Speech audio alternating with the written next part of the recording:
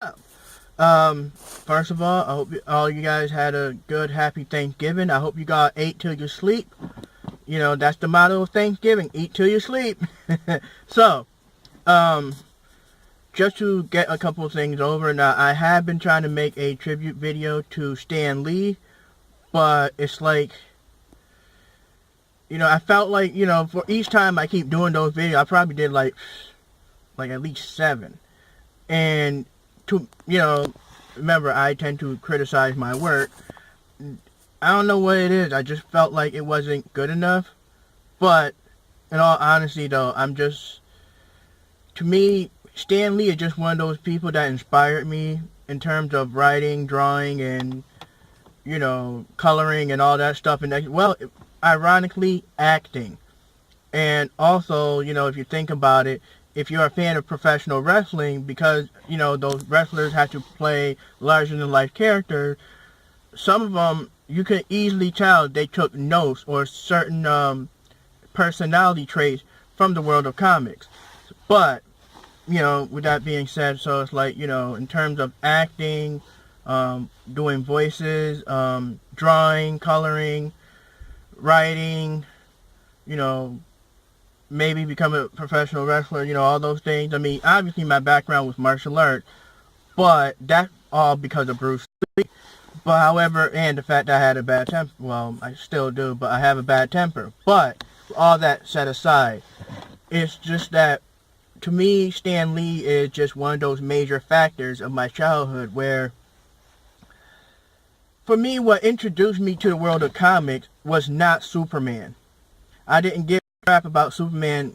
I mean, I don't want to offend anybody. He is a good character. It's just that my introduction to Superman was from the movies back when Christopher Reeve portrayed Superman.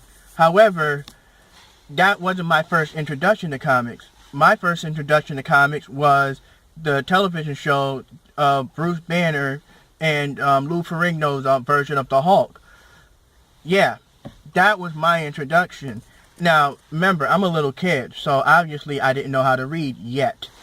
But, I just remember, I never had the opportunity early in the morning to watch TV because, other people always tend to be watching it, which I'd be like, crap. So my only good luck charm when I do get a chance to watch TV is Smurfs, Snorks, and I think that's it. It was Smurfs and Snorks.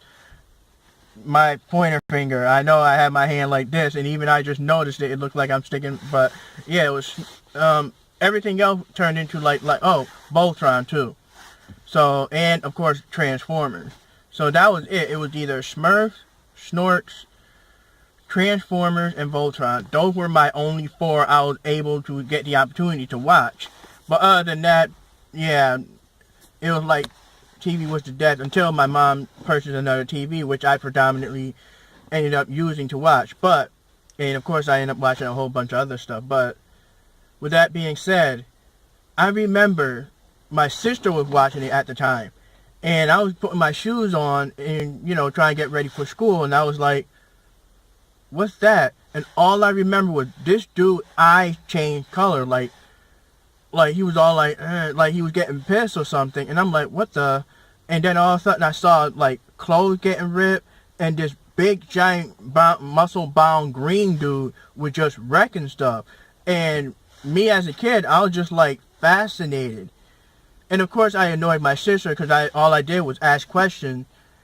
And because I didn't watch it from, the first episode, well, not the first episode, beginning of that episode, to understand what was going on. So obviously, but my mom started noticing like I would wake up extra early specifically to watch that show because I didn't really care for the Bruce Banner character. I was watching it to see the Hulk. Like, that was it for me. That was like, yeah, I'm waiting to do something. It was like every time he turned into the Hulk, Lou Ferrigno's version, that's when I would just be excited and happy and stuff. So my mom recognized this, and whenever I did start doing real good in school, she would save up a couple of her change and get me Incredible Hulk comics. That's what introduced me to the world of comic book. It was not Spider-Man. It was not, well, Superman was DC, but, you know, yeah, my first comic was from a Marvel, which was the Incredible Hulk. He is not my favorite Marvel character ever, but he's up there as one of the important characters of my life. And I'm pretty much glad that, you know, eventually when I was like learning how to write and stuff, that, you know, it was one of Stan Lee's creation. So the way I look at it is, if it wasn't for Stan Lee, I probably wouldn't have had that much care or understanding or, you know, creativity that I have now.